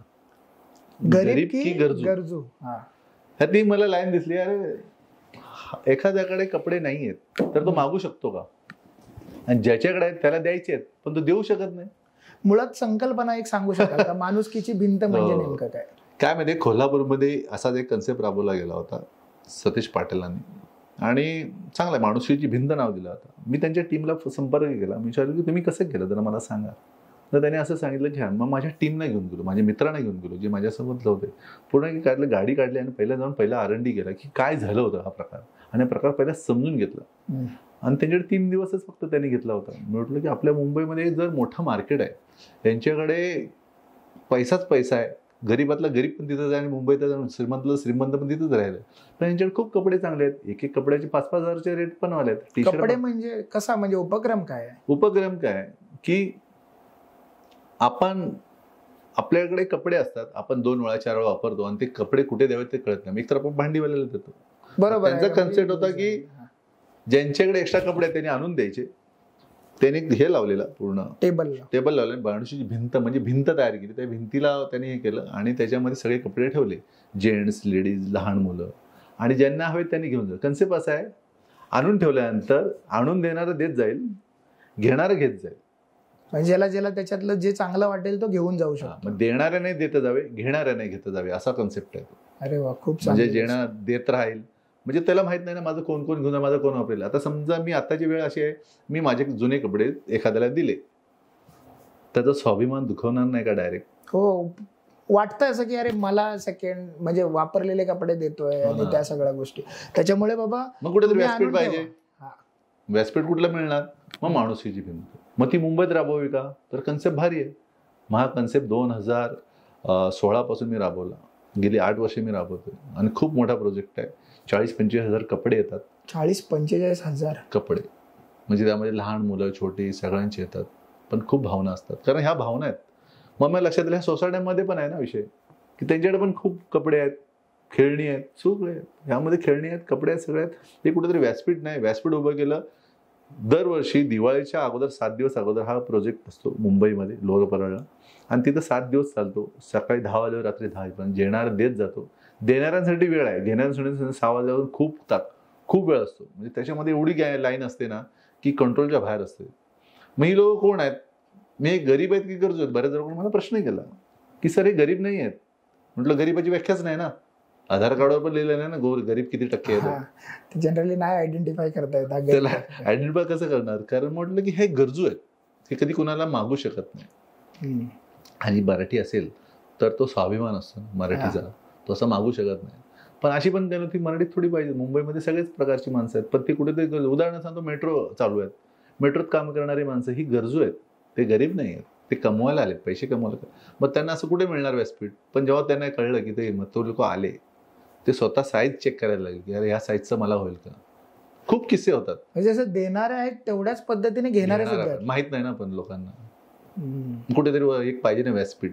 म्हणून तो व्यासपीठ उभं दरवर्षी उभं करतो आणि खूप मला आनंद जेवढा मिळतो ना, स्वाभिमान म्हणजे स्वाभिमान वाटतो. अरे हे एक चांगला प्रोजेक्ट, लोक येतात, देतात आणि खूप आहे. आणि खूप छान. म्हणजे पॉलिटिकवाले पण लोक हेल्प करतात, सामाजिक. त्याला कधीच मी हे रंग दिला नाही पॉलिटिकली, कारण हा सामाजिक उपक्रम आहे. कारण समाजाचं देणं म्हणतात त्याला, समाज देण्यामधला एक तो भाग आहे. म्हणून तो विषय केला. लोक येतात, बघाल तुम्ही दरवर्षी तर खूप लोक घेऊन जातात आणि छान. यावर्षीचा प्रोजेक्ट होता 2024चा की सायकल. कारण हाऊसिंग सोसायटीमध्ये काय झालंय की सोसायटीमध्ये सायकली पडलेल्या असतात. मग म्हटलं काय करावं याचं, तर आम्ही विचार केला, तुम्ही सायकली आमच्या माणुसकीच्या भिंतीला आणून द्या, रिपेअर करायची जबाबदारी आमचीच. आणून द्या म्हणजे तुमच्याकडे सायकली पडलेल्या आहेत. हा, बऱ्याच वेळेला असं होतं, मुलं मोठी होतात, त्याच्यानंतरला बरीच लोक एखादा जोश येतो आणि त्यावेळेला जाऊन मार्केटमधून सायकल आणतात, पण ते 2 महिने 3 महिने वापरतात, त्याच्यानंतर ती सायकल पडून राहते. अशा सायकली अशा सायकली आणून द्यायच्या, त्या आम्ही रिपेअर करणार. आणि एकच्या दुर्गम भागामध्ये ज्यांना खरोखर गरज आहे, तो अजूनही मी सांगतो गरीब नाही, गरज. मग आम्ही म्हणालो की तुम्ही करायचं एक काम करा की आम्ही त्या मुख्याध्यापकाला सांगतो, सर तुमच्या नजरेत असलेली तुम्ही नावं द्या आणि आम्ही सांगतो. आम्ही असं कुणाला पण देऊ शकत नाही. मग त्यांना माहिती आहे की हा गरीब वर्ग गरजू कोण आहे, तो मागू शकत नाही.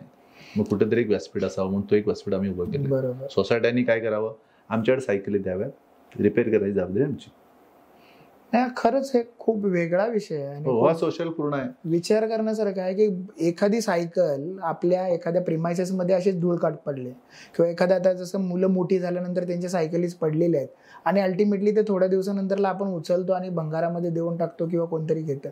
पण जर त्याचा असा चांगल्या पद्धतीने उपयोग झाला, त्याला रिपेअर करून एखाद्या ज्या गरजूला त्या सायकली पाहिजेत त्याच्यापर्यंत पोहोचला, तर खरंच त्या देणाऱ्याला पण कुठे ना कुठेतरी तो, आणि तुम्ही या सगळ्या प्रवासामध्ये जे मधली जी चेन उभी केली ना ती खरंच खूप चांगली आहे.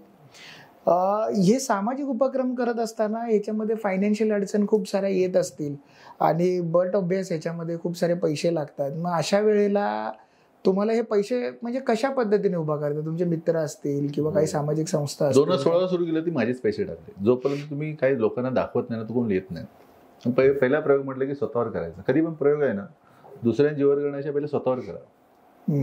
लोक तुमची दखल घेतील का? नाही घेतली तर ठीक आहे, म्हणजे वाटणार नाही की मी दखल नाही घेतली, ते तुमचं काम आहे. दखल घेतली गेली. मी काही लोकांशी डिस्कशन केले तर मी एका आमदारांशी पण बोललो की त्यांना हा कन्सेप्ट आवडला. ते बोलले अरे चांगला आहे. म्हटलं की फक्त एक होऊ शकत नाही, ह्याला पॉलिटिकल टच नाही होऊ शकत. कारण मग ते एखाद्या पक्षासाठी ते सगळ्या गोष्ट केली जाते असे होतं. पण त्या व्यक्तीने खूप मला हेल्प केली. मला तू पुढे जा, हा विषय चांगला आहे, मी येतो, आणि त्यासोबत त्यांनी सपोर्ट करतात. फक्त मी कुणाला हे नाही करत कारण क्रिटिक्स करू शकत नाही. सामाजिक उपक्रम सगळ्यांनी यावं, म्हणजे हा मंच असा आहे ज्याच्यामध्ये सर्व पक्षांनी यावं, सगळ्या सामाजिक संस्थांनी यावं, कारण शेवटी हे समाजाचं देणं आहे आणि हे तुम्ही एका ठिकाणावर घेताना दुसऱ्याकडे देताय. ह्याच्या मधली चेन तुम्ही उभी करताय. त्याच्यामुळे इथे कुठल्याही पक्षाचं, जातीचं, वयाचं असं कुठली अडचण बघा ना. लहान लहान मुलांचे जेव्हा कपडे येतात ना, लहान मुलांकडे तुमच्या फक्त त्याच्या नजरेत बघा, तो किती आनंदी असतो बघा, कारण ते फ्री मिळतं ना त्याला आणि त्याला चॉईस पण मिळते. पण जेव्हा आपण मॉलमध्ये जातो तो टॅग चेक करतो की हा अरे किती आहे, 1700 रुपये 1800 रुपये फ्री आहे, तर त्याचा पण एक भावना होते अरे मी घेतलं तर आम्ही तो देतो. पण ह्याच्यातला एखादा किस्सा सांगू शकाल तुम्ही? काय किस्सा सांगायचा म्हणजे कसं आहे की घरामध्ये अडखळत असलेली वस्तू ही कुणाच तरी कामाची असते. घरात अडखळलेली वस्तू कुणातरी कामाची, ती अर्धी लिपस्टिक पण कुणातरी कामाची आहे स्त्रीसाठी. विचार करायला गेलं तर खूप मोठा विषय आहे ना. ते चांगल्या म्हणजे ते म्हणतात टिकल्या महिलांसाठी किंवा कुठली पण ती एक भावनेची आहे, म्हणजे ती शृंगाराचे विषय, तर हे पण कुणातरी कामाची आहे, पण ती आपण फेकून देतो. असं कोण तुम्ही द्यायला गेलं तर कोण घेणार नाही. मग ह्या पण प्रत्येक गोष्ट आम्ही चेक केली की प्रत्येक घरामध्ये काय नाही काय त्यांना नको आहे, पण ती कुणाला तरी हवं आहे, तो मागायला तुमच्याकडे येणार नाही. मग तो व्यासपीठाचा विचार केला आणि ह्यातनं तो विचार आला की ह्यातनं आपण देऊ शकतो. एखादा असं तुम्हाला एखादी घडलेला या सगळ्या प्रसंगामध्ये एखादा प्रसंग, म्हणजे घरातली भांडीच घ्या, भांडी घ्या, कपडे घ्या, हे सगळे कन्व्हिन्स झालं. 2023 साली एक महिला माझ्याकडे आली, म्हणजे ती ऑलरेडी चेक करत होती, तिथं खूप भांडी होती, एकाने मिक्सर पण दिलेला, एकाने अशा बऱ्याचशा गोष्टी दिल्या ज्या एका घराचं पूर्ण सामान होतं. एक घर आहे ना, म्हणजे एक संसार उभा राहील एवढं सामान होतं. आणि त्या लेडीजचं ना लग्न नुकतंच झालेलं 1 महिन्यापूर्वी दुसऱ्या ह्याच्यातनं राज्यातून आलेली, पण तिला कोण द्यायला द्या. तिला म्हणे तुला एकच वस्तू घेऊन, माझ्या टीमने सांगितलं. म्हणजे तिथं आल्यानंतर एकच कुठली तरी आमची टीम काय करते की दुसरी वस्तू द्यायला देत नाही, कारण मग चुकीचं विकायला जायला नाही कोणा, म्हणून काळजी घ्यावी. तो पण सांगतो तुम्हाला मी त्या विचाराचा आहे. मग ती कोणतरी त्यांना सांगितलं की तुम्ही सरांकडे जा, आणि माझ्याकडे आले आणि तिने मला प्रश्न केला की मेरे को ये चाहिए. म्हटलं काय बता. तिने सगळं सांगितलं की मी लग्न करून आले, इथं माझ्याकडे आता काय नाहीये. तिथं शेगडी पण होती. म्हणजे इन शॉर्ट ती नुकतीच लग्न करून मुंबईमध्ये आली होती. संसार सेड म्हणतात मराठी भाषेत. एक संसार सेड आयुष्यामध्ये एका स्त्रीला किती कामाचा येऊ शकतो. म्हटलं कुणी मध्ये बोलायचं नाही, टीमला सांगितलं मध्ये बोलायचं नाही. मग ती विकली तर म्हटलं विकेल, तो तिचा प्रश्न आहे, पण माझ्याकडून मला द्यायचं का? मला द्यायचं आहे ना. मला कळतं की तिचं डोळ्यात पाणी असेल किंवा तिच्या भावना असतील तर त्या मला समजलं, माणसाला समजतं. मी तिला पूर्ण एक सेट दिला आणि सेट तयार केला. तिला बघितल्या ती फक्त खाली बसली आणि रडायलाच लागली. अरे म्हटलं रडण्याचा काय संबंध काय? तर ती बोलली मला असं कधी विचारच नाही केला. मी म्हटलं सगळं घेऊन जा आणि संसार कर बाबा एकदाचा, पण हे माझं नाही ना, हे पण कुणीतरी दिलंय, हे माझं तरी कुठे आहे? मी फक्त मध्यस्थी आहे. मध्यस्थ मला अधिकार आहेत. माझ्या टीम विचार करतो सर, म्हटलं तुम्ही यात पडायचंच नाही. तिच्या भावना हे माझ्या भावना आहेत ना, तर सोडून द्या. उदाहरण सांगतो, जर आपण व्यवसायात 18% GST देतो, तर माझ्या समाज भावनेमध्ये 18% लोक चुकीची आली तर येऊ दे, पण तो प्रोसेसचा भाग आहे. 82% मी चांगलं काम करेन. 82%. 18% जीएसटी द्यायला तयार आहोत. गव्हर्नमेंट सांगते 18% जीएसटी द्या, आणि माझा प्रॉब्लेम काय, 18% चुकेल म्हणून. समाजसेवा अशीच पाहिजे, 18% चुकेल म्हणून. म्हणजे हे सगळं सामाजिक सेवा करत असताना काही गोष्टी चुकीच्या होणार, काही क्रिटिक्स होणार, पण तुम्ही त्याच्याकडे लक्ष देऊ नका. त्याच्यातून जे काही चांगलं करता येईल त्याच्यावरती तुम्ही चांगलं देण्यासारखं आहे ना. बघा ना, तिचा संसार पूर्ण झाला. मला पण काय मिळालं, एक आशीर्वाद, मला प्रेम मिळालं. मला एक आशीर्वाद म्हणजे माझ्या ऍक्सिडेंट नंतर लक्षात आलं की मी पेरलेले ते माझे फक्त माझे काय म्हणतात त्याला, तुझे आशीर्वाद खूप महत्वाचे. पेरलेलं ते कुठे ना कुठेतरी जाऊन उगवतं. त्याच्या आयुष्यामध्ये येतात लोक, आणि अशी लोक येतील चुकीचे करतील. मला तसं वाटत नाही. बरोबर. चुकीचं म्हणजे काय असतं, चूक हा प्रकारच नाही मला दिसत. हा, म्हणून कोणीतरी सांगितलंय ना की चूक ही चूक असतेच असं नाही. त्याला बघताना तुम्ही कुठल्या भावनेने बघता, कुणाच्या नजरेतून बघता, त्याच्यावरती सगळ्या गोष्टी डिपेंड आहेत. सर, खरंच हा जो तुम्ही काय उपक्रम करताय त्याच्यासाठी आमच्या बी स्टॉक मराठीच्या संपूर्ण मला एक आभार मानायचे होते काही लोकांचे म्हणून. बोला ना. माझ्या प्रवासामध्ये ना काही लोकांनी खूप मोठं कॉन्ट्रिब्युशन केलं. त्यामधले माझा ऍक्सिडेंट झाल्यानंतर माझ्या 2 मित्रांनी मला, हितेश चव्हाण आणि दत्ता आदाडे, या दोघांनी पण माझ्या चांगली हेल्प केली.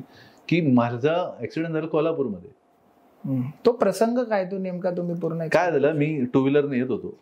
ऍक्च्युअली कोल्हापूरमध्ये मोस्टली हेल्मेट घालत नाही, आणि मी येऊन पडलो एका खड्ड्यामध्ये, आणि माझ्या डोक्याला मार लागला, आणि डायरेक्ट मला हॉस्पिटलमध्ये टाकलं गेलं. पण 21-22 दिवसांनी कळलं की माझ्या मित्राने यामध्ये खूप काम केलं. माझ्या नातेवाईकांनी तर केलं, घरच्यांनी, माझ्या भावानी, आईने, सगळ्यांनी केलं. पण मित्रांनी पण केलं की त्यांनी म्हटलं की एका दिवसामध्ये धबाधब 5 लाख रुपये उभे पण केले, लोकांनी लगेच पैसे पण उभे केले. मग ते आपण ते माझे मित्र आहेत, अजून 2 मित्र आहेत, सुबोध मिस्त्री असेल, मंगेश यादव, ह्या लोक माझ्या बिझनेस मित्र आहेत. बरं. आणि हे बिझनेस मित्र खूप महत्वाचे असतात. की तुम्हाला किती गरज आहे ना, त्याला माहिती आहे की ह्याचं गुडविल मार्केटचं काय, पैसे मिळेल की नाही मिळेल माहित नाही, कारण मी तिथं वाचेल की नाही हे माहितच नव्हतं कोणाला, पण पैसे उभे राहिले. पहिला याला वाचवायचं म्हणजे असं काय असतं. म्हणजे तुम्ही एवढ्या वर्षामध्ये जे काय मार्केटमधून कमावलेलं आहे ना. बघा ना, मी काय शेवटच्या स्टेजला आहे आणि पैसे उभे राहतात.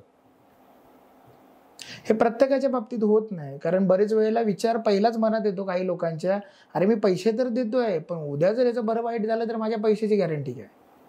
मग तुमच्या बाबतीमध्ये तशा काही गोष्टी नाही घडलं. मला लक्षात आलं, अरे यार मला जगायचं आहे, म्हणजे माझी माणसं कमवलेली आहेत, ही मी अशी नाही करू शकत, म्हणून मी त्यांनाही वेळ देतो. अरे काय काय चल जाऊया. मग असं सांगता येईल का की ह्या सगळ्यांमध्ये मित्राचा रोल तुमच्या आयुष्यामध्ये खूप मोठा असतो? हो.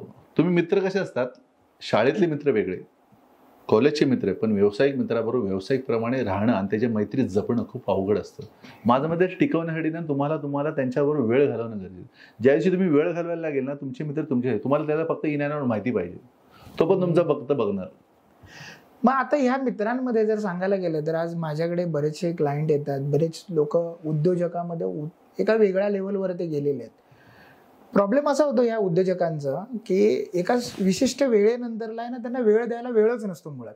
मग ते आपल्या फॅमिलीला कमी वेळ देतात, मित्रांना कमी वेळ देतात, प्रत्येक गोष्टीला, कारण त्यांच्याकडे प्रत्येकाकडे limited time, limited resources available असतात.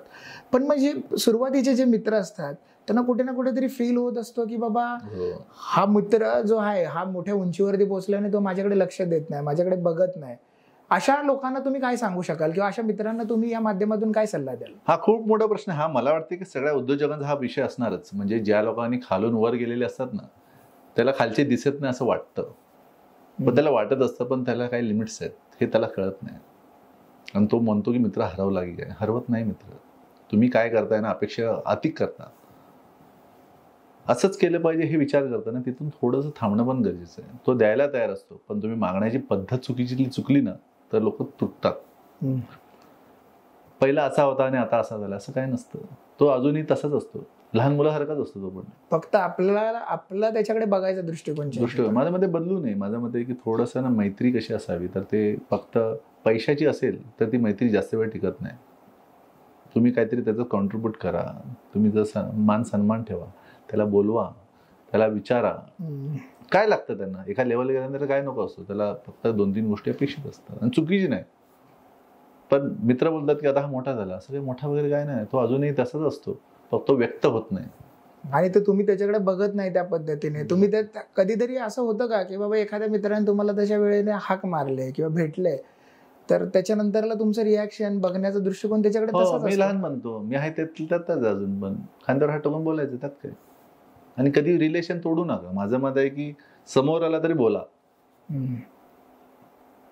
तुम्ही त्याच्यात थांबू नका. आता हे सगळं तुमचा बिझनेस प्रवास समजलं, तुमचे सोशल लाईफ समजली. मला अजून एक गोष्ट समजली तुमच्या बाबतीमध्ये की तुम्ही एका सोसायटीचे सेक्रेटरी आहात. त्या सेक्रेटरीच्या अँगलने जर बघायला गेला तर आज म्हणजे तो पण एक शेवटी समाजसेवेचाच कुठे ना कुठेतरी विषय येतो. कारण सोसायटीचा सेक्रेटरी जरी झाला तरी तो कुठल्याही पैशाने किंवा मानधन द्यायला नसतं, तरी पण तो सोसायटीमध्ये काही ना काहीतरी गोष्टी राबत असतो. मग अशा वेळेला त्या सोसायटीच्या सेक्रेटरी विषयी सभासदांचं एक वेगळं मत असतं. तर तुम्ही सोसायटीच्या माध्यमातून त्या सभासदांना काय सांगू इच्छिता की त्यांनी त्याच्याकडे कसं बघितलं पाहिजे? सोसायटी हे आपलं घर आहे. समजा माझ्याकडे 50 फ्लॅट असतील तर 5x4 520 200 लोक तुमच्या संपर्कात असतात. तर तुम्ही ॲज अ लीडर म्हणून सारखं राहिलं पाहिजे. तुम्ही पहिले नियम तोडू नका. तुम्ही वेळेत मेंटेनन्स भरा, तुम्ही नियम पाळा. मी पण चपला बाहेर पडतो, तू पण चपला बाहेर ठेवतो असं नाही होत. तुम्ही नियम पहिले पाळा, बाकीचे पाळतील. म्हणजे मेंटेनन्स वेळेत देणं गरजेचं आहे. त्याचबरोबर चांगले वेंडर्स कसे यावेत, सेफ्टी खूप असावी. कारण सचिव असतो ना, तो मानद असतो, तो माननीय असतो. तो मानद कुणी ठेवलाय माहित नाही, पण चांगला आहे. त्याच्या जबाबदारी खूप असतात, त्याला ते कळल्या पाहिजे. त्यांनी टीमसाठी काम करावं. आता मी सांगतो ना, मी गेली 22 वर्ष सेक्रेटरी आहे, पण मी मानलं नाही, मी काम केलं की मी माझी टीम खालची उभी केली. मी कधी इतक्या वर्षात कधी मी निवडणूकच आणली नाही. तुमच्या सोसायटीमध्ये निवडणूक होतच नाही. तुला व्हायचंय पहिलं काम कर 6 महिने, तुला यायचंय काम कर आणि जा ना, मी नाही म्हणत नाही. तुला तुझी टीम उभी करायची कर. तर हे कसं आहे, टीम वर्कवर असतं. पहिला प्रवाहात येणं, प्रवाहात आल्यानंतर तिथे गॅप करणं आणि हँडओव्हर कुणीतरी घ्यावी, म्हणून माझं काम सुरू असतं. की मला नाही करायचं ना. बरीच वर्षानंतर माझं मत आहे की एखादी संस्था कधी चालते की संस्था चांगल्या पद्धतीने दुसऱ्या चांगल्या लोकांकडे हँडओव्हर होणं. वादातून माझं मत आहे की करू नये. म्हणून मी 22 वर्ष इंडस्ट्रीमध्ये काम करतो. माझ्यासोबत आता मी आता ज्या सोसायटी सेक्रेटरी आहे, तर माझ्या दुसरं सेक्रेटरी मी तयार केले. त्या खालचं एक ज्ञानेश्वर कोंडा नावाची माझे मित्र आहेत, त्याच्यावर म्हणजे श्रीकांत कांबळे आहेत. हे लोक सर तुम्ही फक्त या तुम्ही बसलात की आमचा पण ऑरा चेंज होतो. आणि ऑरा चेंज झाल्यानंतर कुठले प्रश्न पहिले त्याचं ऐकून घ्यायचं, याचं ऐकून घ्यायचं, जेणेकरून विरोध नाही करत मी कधी कोणाला. पहिला ऐकून घेतो काय प्रॉब्लेम आहे, मग त्यानुसार मी त्याच्यावर विचार करतो आणि त्याला माझं मत मांडतो. खूप विषय आहेत. सेक्रेटरी हा म्हणजे पद खूप अवघड आहे आणि हाऊसिंग सोसायटी खूप विषय आहे. कारण आपल्या घरातल्या 4 माणसांना हँडल करू शकत नाही, 200 लोकांना कोण हँडल करणार. पण स्वभाव जर पद घ्यायचं तर न्याय दिला पाहिजे. तुम्ही नियम पाळले पाहिजेत. नियम पाळायचे नाही, सगळ्यांना ज्ञान देत बसणं हे योग्य नाही. म्हणजे बऱ्याच वेळेला असं होतं ना की सभासदांकडे पण रिस्पेक्टफुली त्या पदाधिकाऱ्यांना बघितलं पाहिजे आणि त्याचबरोबर प्रत्येक पदाधिकाऱ्याची पण जबाबदारी आहे की प्रत्येक सभासदाला त्या पद्धतीने न्याय मिळाला पाहिजे. मग त्याच्या प्रत्येक गोष्टीमध्ये असेल किंवा काही जे काही मेंटेनन्स भरल्यानंतर पाण्याचा प्रश्न असेल, अजून कसला प्रश्न असेल तर तो सॉर्ट आउट झाला पाहिजे. सर, आता आपण वेगवेगळ्या विषयांवरती वेगवेगळ्या गोष्टीतून समजून घेतलं, बरोबर आहे. मला आज या सगळ्या प्रवासामध्ये आज तुमच्या फॅमिलीबद्दल मला समजून घ्यायचं आहे की आज तुमच्या कुटुंबामध्ये तुमची मुलं असतील, तुमची वाईफ असेल, तर ह्या सगळ्यांमध्ये ते कसे बघतात? म्हणजे तुम्ही फॅमिलीला वेळ देता का आज तुम्ही उद्योजक आहात, त्याच्याबरोबर सोशल लाईफ तुम्ही जगत असता, त्याचबरोबर सोसायटीचे सेक्रेटरी असता, एवढा सगळा व्याप वाढवल्यानंतरला तुम्ही फॅमिलीकडे कसं लक्ष देता? कसं ही इंडस्ट्री प्रत्येकाचा विषय असतो की आपण एकटंच करायला गेलो ना तर ही चुकतं. म्हणजे माझ्या घरामध्ये पण मी एकटा कधीच करत नाही. काही जबाबदाऱ्या मी वाटलेल्या आहेत. म्हणजे घरामध्ये एखादी निर्णय घ्यायचा, एवढ्या लेवलपर्यंत निर्णय घ्यायची जबाबदारी एकाकडे दिली, माझ्या मिसेसकडे दिली. सेक्रेटरीमध्ये काही रोल वेगळे ठेवले, सामाजिक विषयात वेगळे. म्हणजे माझे मित्र काय करतो, माझं मत आहे की आपण ॲज अ ग्रुप म्हणून काम करू. टीम वर्क म्हणून काम केलं ना तर लोक तुमच्यासोबत जोडतात. तुम्ही एकटे करायला गेलात ना तर लक्षात येतं की याचा काहीतरी फक्त वैयक्तिक फायदा आहे. माझ्या मते वैयक्तिक फायदा होणार, पण आपण पण आपल्या मित्रांसोबत जाऊया ना. आणि येतात माझ्यासोबत. आणि मला आता पण लक्षात येईल, मला कोणी अजून फसवलेलं नाही ना, मला डोक्यातच येत नाही. मग फॅमिलीला कसा वेळ देता तुम्ही? वेळ फॅमिलीला देतो म्हणजे काय, माझे काही दिवस ठरलेले असतात, एवढे तुम्हाला मी महिन्याचे एवढे दिवस मी वेळ देणार. मग त्यावेळेला बिझनेस नाही, काय नाही, डिस्कनेक्ट. आणि मग तो फक्त वेळ फॅमिलीला वेळ द्यायचाच असतो. मग तो डिस्कनेक्ट कसा व्हायचा त्याची पण माझ्या उद्योजकांनी विचार करायला पाहिजे. फक्त व्यवसाय करून नाही चालणार. उद्योजकांनी कसा वेळ घ्यायला पाहिजे. समजा मी हॉटेलचे वर्षभरात 12 दिवस दिले, तर 12 दिवस होता की ते पण चेक करा ना. सोपे काम आहेत.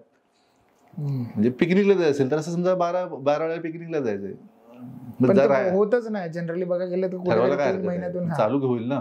बरोबर आहे. म्हणजे मी पिकनिकला जाणार आहे तर पिकनिकचे पैसे मी वेगळे करतो. म्हणजे समजा मला कुठेतरी पिकनिकला बाहेर जायचं असेल, म्हणजे हॉलिडेज करायचे असेल तर मी हॉलिडेजचे पैसे वेगळे ठेवतो. म्हणजे ते पैसे माझे नाही, ते हॉलिडेजचे आहेत. मग बरोबर मला सवय फायनान्शियल मॅनेजमेंट करतो. खूप वेगळा करावा लागतो. आता या सगळ्यांमध्ये एखाद्या मुलांना, आज तुम्हाला 2 मुलं आहेत जसं मग अशी तुम्ही सांगितलं, तर मुलांची पण अपेक्षा असते पप्पांनी मला वेळ दिला पाहिजे किंवा या सगळ्यांमध्ये. मग त्यांना तुम्ही काय असं मार्गदर्शन करता किंवा त्यांच्या का अशा प्रश्नांची उत्तरं देता? असे प्रश्न खरंच पडतात का त्यांना? येतात ना. एक महत्वाचा मी नियम केलाय, मी जेवत असताना कधीच टीव्ही बंद असते. टीव्हीला बंदी आहे. जेवताना फॅमिली पाहिजे. कुठे काय करावं हे पहिले ठरलं पाहिजे.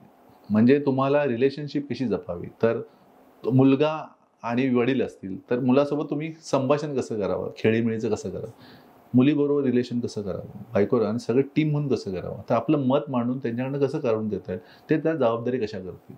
थोडं मी कडक स्वभावाचा पण आहे, पण काही ठिकाणी कडक व्हावं लागतं वडील म्हणून. मग आता जसं आज आपला बराचसा व्ह्यूअर आहे, हा बिझनेसकडे वळण्यासाठी आपण हा प्लॅटफॉर्म तयार केलेला आहे बीस्टॉक मराठी म्हणून. तर आज तुमच्या मुलांना तुम्ही विचार करता का बिझनेसमध्ये आणावं म्हणून? हो, पण मी त्यांना एक सांगितलंय, कुठे पण जायचं पण 6 महिने नोकरीला तुम्ही जायचं, पहिला एक्सपिरियन्स घ्यायचा. हो, तुम्ही डायरेक्ट नाही ना, डायरेक्ट तुम्हाला भले तुमचा एवढा मोठा जो काही बिझनेस बनवलेला आहे तो रेडीमेड मिळू शकतो असं जरी वाटलं तरी पण त्यांनी बाहेर जाऊन एक्सपिरियन्स घ्यावा. बाहेर जायचं नाही, बाहेर नाही गेलं ना तुम्ही तर बाहेरचं वर नाही, कारण मग स्टाफ बरोबर नंतर काम करायचं ना तुम्हाला. बाहेरचा जेव्हा तुम्ही बाहेर जाता तेव्हा तुम्हाला कसं ट्रीटमेंट देतात तशी ट्रीटमेंट तुम्ही स्टाफला पण द्यायची. म्हणजे रिस्पेक्ट पण करायचा आणि रिलेशन पण जपायचे. आता शेवटच्या आपण क्षणामध्ये आलेलो आहे, त्याच्यामध्ये काही नेमके प्रश्न तुम्हाला विचारायचे आहेत की आज जो आपला व्ह्युअर्स आहे, जो मराठी एंटरप्रेन्युअर आहे, जो कुठे ना कुठेतरी उद्योगात उतरला पाहिजे, याच्यासाठी सगळ्यांचीच एक तळमळ आहे, अशा व्यक्तींना एखाद्या मराठी बॅकग्राऊंडच्या बाबतीमध्ये त्यांच्या आई वडिलांना तुम्ही काय सांगू शकाल का? बरेच वेळेला असं होतं की एक मुलगा आहे, त्याला करायचं आहे, पण त्याचे आई वडील त्या मानसिकतेमध्ये नाहीत, कारण घरामध्ये कुणीच बिझनेस केला नाही. आज तुम्ही बरेचसे अनुभव बघितले, तुम्ही बरेच लोकांना बघितलं, तर त्यांच्या आई वडिलांसाठी तुम्ही काय सल्ला द्याल का? तुम्ही 3 Idiots मूवी बघितली का? 3 Idiots हो, बघितले ना, खूप चांगलं. त्यात रॅन्चो आहे आणि दुसरा एक ना, तो सांगतो की रॅन्चो सांगतो की जा आपल्या आई वडिलांना सांग. मी त्यातला रॅन्चोचा रोल करतो कधी कधी. हा ठीक आहे, आपलं काम नाही, पण आपण मार्गदर्शन करणं गरजेचं. तुमच्या आई वडिलांना एकदा जाऊन सांगा आणि त्याला बोलतो मला फक्त 3 वर्ष द्या आणि मला एवढा खर्च लागेल, पण तुम्ही सरेंडर तरी व्हा. काय करतो, सरेंडर होतो आणि कामच नाही करत, तसं नको व्हायला. आई वडिलांची इच्छा असते माझ्या मुलाचं भलं झालं नाही असा विचार नाही, तो म्हणतो भलं व्हा, तो फक्त सरेंडर होत नाही, तो एक अंदाज सांगतो. पण अंदाज सांगण्या अगोदर त्याने काहीतरी कर्म केले पाहिजेत ना. कारण मराठी वर्ग आहे, तो असं चुकत नाही, तो संस्कारातून आलाय.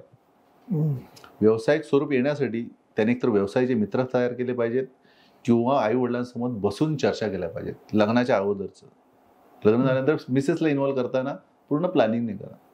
चुकलं तरी आपलंच आहे आणि बरोबर असलं तरी. मग एवढं सगळं झाल्यानंतरला पण काही पॅरेंट्स सपोर्ट नाही करत, अशा पॅरेंट्सला काय सांगा? खरं सांगत नाही ना तुम्ही. काही गोष्टी खरं कसं सांगायला पाहिजे? खरं पैसा त्यांचा आहे, त्यांनी कमवलेला पैसा आहे. तुम्ही असं डायरेक्ट, कारण त्यावेळेची परिस्थिती वेगळी असेल. तुम्ही समजा त्यांना 1 लाख मागितलं, 1.5 लाख मागा आणि तो 1 लाख रिटर्न करा. परत ते लोक ते घेणारे नाही आहेत, परत ते इन्व्हेस्ट करायला तयार होतील. कारण ही तुमची इनडायरेक्ट बँक आहे. आई वडील ही तुमची बँक आहे, तुम्हालाच माहिती नाही. हो, कारण त्यांनी मार्केटमध्ये खूप सारे त्यांनी जग बघितलंय ना, तुम्ही त्यांना नाही करू शकत. तुमची बँक तुम्हालाच माहित नाही. ते देत का नाही माहिती काय? त्यांनी घामाचा पैसा वाटतो, ते तुम्हाला असे देणार नाही. तुम्ही सरेंडर करा, तुम्ही मागा, पण वेळेत पूर्ण करा. परत ते देतील की नाही बघा, देणार, पण तुम्ही चुकायला तरी पाहिजे. सारखं मित्रांवर फिरायला जातं, पिक्चरला जातो, इकडे जातो.